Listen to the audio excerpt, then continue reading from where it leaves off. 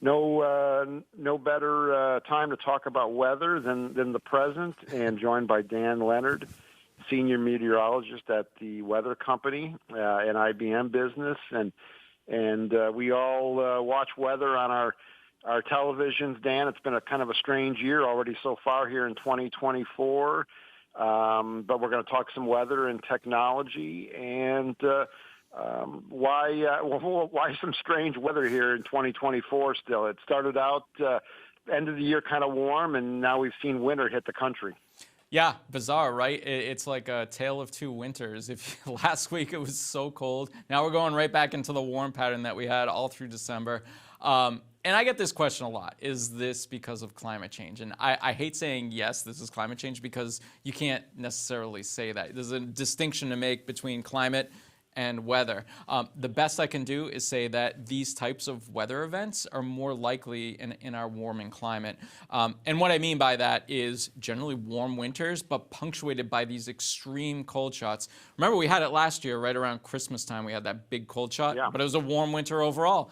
And then the year before that, again, mild winter, but Texas, they got totally frozen in that stretch in February. So I think going forward, this is really kind of the theme about winters, is that they're broadly warmer, but you still get these intense cold shots. And the reason meteorologically is pretty simple. You're adding more heat energy to the system, and that energy can be used by the jet stream. So you're warmer overall, but as soon as the jet taps into more of that energy, we can end up with what we call these blocking patterns, where the jet gets really amplified, and you get these short but really intense Arctic blasts. And I think this is a very common theme that we'll see more and more over the next decades.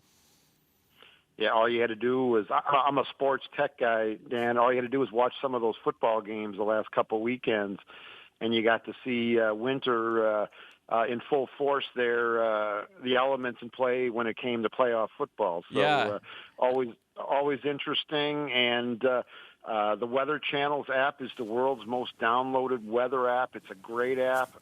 Everyone should have it.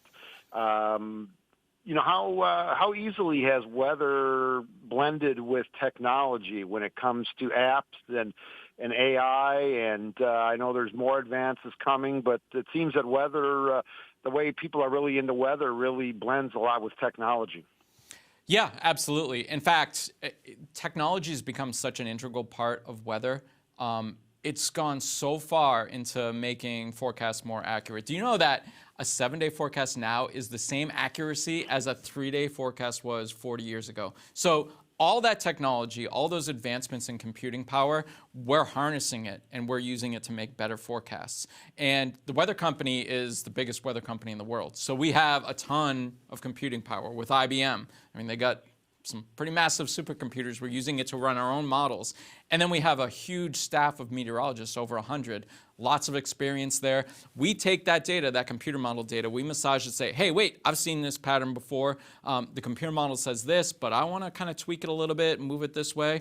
And that's what goes into our weather apps. And that's why we have the #1 weather app, not only the most downloaded weather app, but the most accurate. And I'm not just saying that because I'm biased, which I am, but it's independently verified over and over again. Doesn't matter what metric you use, the Weather Channel app is still the most accurate app you can use.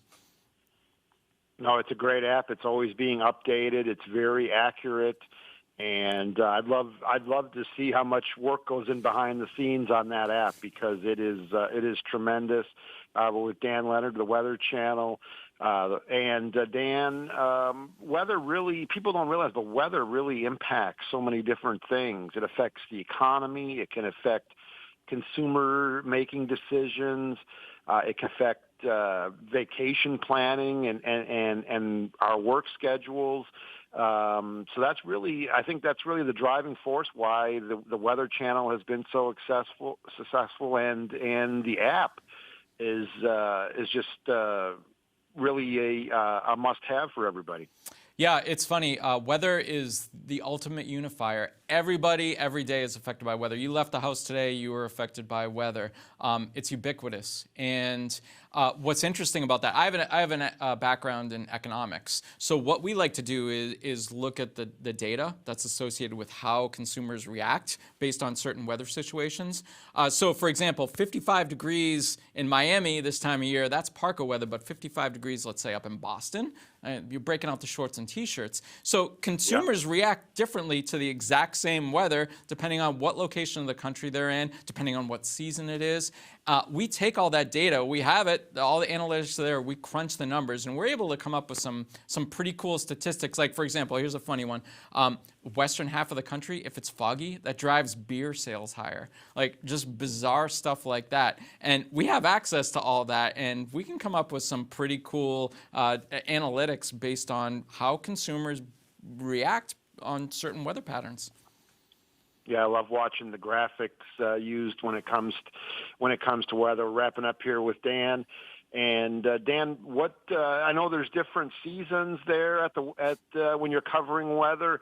I'm sure there's a lot of planning that goes into hurricane season, and then you have the tornado and thunderstorm season. Then you have winter. What's your favorite weather season there, kind of to cover, and what gets you excited each day to get out of bed? Well, I'm a self-admitted weather geek. I mean, I've always been. That's why I got into meteorology in the first place. But honestly, I love it all. I love the extremes. I know most people would say, oh, who wants a blizzard or a heat wave or anything like that? But for me, it's all exciting. Just give me some extreme weather. And what's interesting, though, about our warmer climate change, we are going to have more and more of that. These types of extreme events, be it heat waves, droughts, even floods. We've had a lot of flooding recently. And that's just something that we have to be prepared for. It doesn't matter really what your stance is on the whole subject. It can be controversial, but it's undeniable that, in the next decades, it's going to be more and more frequent. Just something maybe to be prepared for. Yeah, weather.com for more information. We had a light hurricane season in 2023, Dan. Does that mean we've got to be on the lookout for a bigger one in 2024, do you think? Not necessarily. We had a light hurricane season last year because of El Nino. This year, we could actually switch to La Nina, and that would actually mean more hurricanes. But it doesn't. It's this far out, it's really hard to say. But I will say this. Water temps down there in the tropics, they're still super, super warm. So there's plenty of available energy for these storms to work with if they form. Dan, great talking to you. Have a great 2024, and can't wait to see what's coming next. You too. Great to be here. Thanks.